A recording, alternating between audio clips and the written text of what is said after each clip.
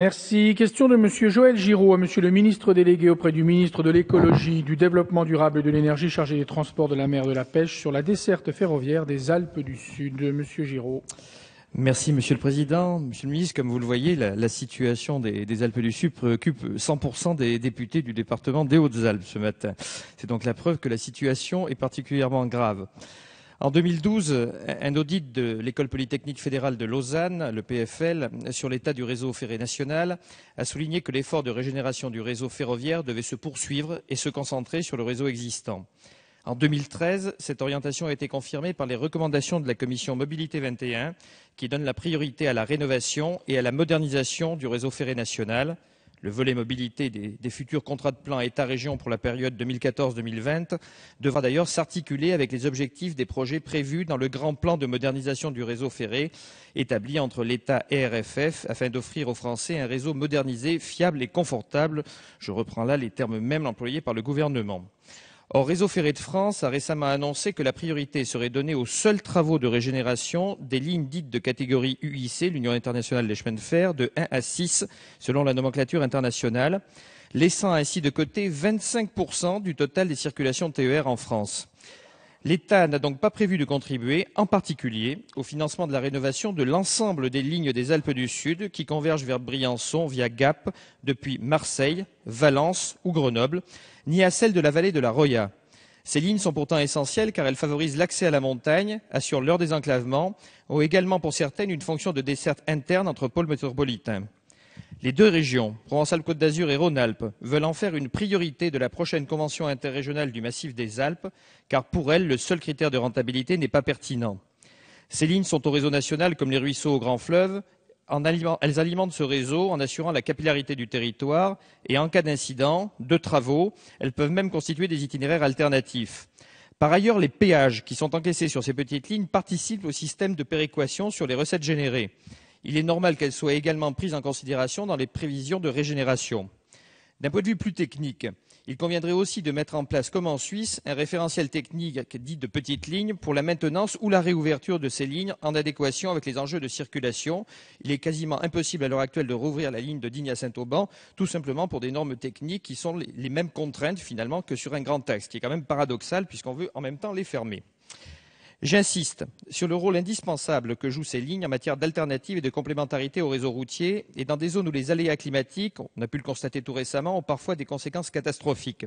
L'État ne peut pas approuver la création d'un système à deux vitesses. Aussi la demande, déjà formulée et renouvelée, quand le gouvernement envisagera-t-il de mettre en place, sous l'autorité du préfet de la région Provence-Alpes-Côte d'Azur, qui est le préfet coordonnateur du massif des Alpes, et sous l'autorité également des deux régions concernées qui l'ont accepté, un véritable Grenelle de la desserte des Alpes du Sud en présence de toutes les parties prenantes, y compris TGV Europe, car une partie de notre territoire est desservie via l'Italie, et ce, avant la clôture des négociations des contrats de plan État-région ferroviaire et de la convention interrégionale pour le massif des Alpes. La parole est à Monsieur le ministre délégué auprès du Premier ministre chargé des relations avec le Parlement, Monsieur Vidalis. Merci, Monsieur le Président. Monsieur le député, veuillez excuser l'absence de Frédéric Cuvillier, qui est actuellement en réunion avec le Premier ministre. Le gouvernement a en effet pour priorité l'amélioration de la qualité de service dans les transports du quotidien, dont la rénovation et la modernisation des réseaux existants. À cet effet, Frédéric Cuvillier a mis en place deux outils distincts. Le grand plan de modernisation du réseau, qui traite du renouvellement du réseau et qui sera doté d'au moins 2,5 milliards chaque année. Compte tenu des besoins considérables après des décennies de sous-investissement, les interventions devront être concentrées sur le réseau structurant. Il ne s'agit pas des lignes rentables, mais des lignes les plus circulées avec le plus grand nombre de voyageurs. Ces 2,5 milliards par an s'ajoutent aux 3,2 milliards consacrés annuellement à l'entretien et à l'exploitation sur l'ensemble des lignes ferroviaires du territoire national. C'est un véritable effort et un choix fait par le gouvernement. Dans le cadre de ce grand plan, RFF financera l'intégralité des opérations de renouvellement de l'infrastructure sur le réseau structurant. Second outil, le contrat de plan État-région 2014-2020, qui traite d'une part du renouvellement des lignes hors réseau structurant de manière complémentaire au GPMR et d'autre part de la modernisation des lignes.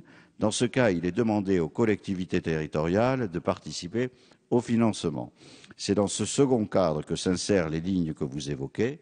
L'État est ainsi tout à fait prêt à examiner les possibilités d'intervention sur ces lignes en association avec les collectivités concernées et au regard, bien sûr, de l'ensemble des opérations sur le territoire régional.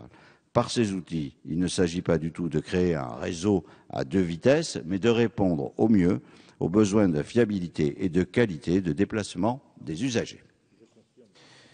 Monsieur Giraud. Oui, merci Monsieur le Président. Je mets à profit la présence double ministérielle qui est maintenant arrivée. Non, pour rappeler, nous avions convenu d'un Grenelle des Alpes du Sud sous l'autorité du préfet de région, coordonnateur du massif, des régions et de l'ensemble des collectivités. À ce jour, aucune instruction n'a été donnée pour que ce Grenelle soit mis en œuvre alors que nous souffrons de ces problèmes de desserte.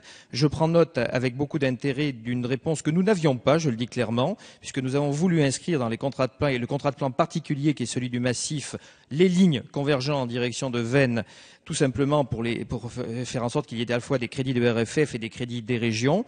Donc je suis heureux de constater que tel sera le cas désormais, mais j'aimerais que ce Grenelle ferroviaire des Alpes du Sud, que vous m'aviez promis, Monsieur le Ministre, puisse se mettre en œuvre sous l'autorité du préfet coordonnateur du massif.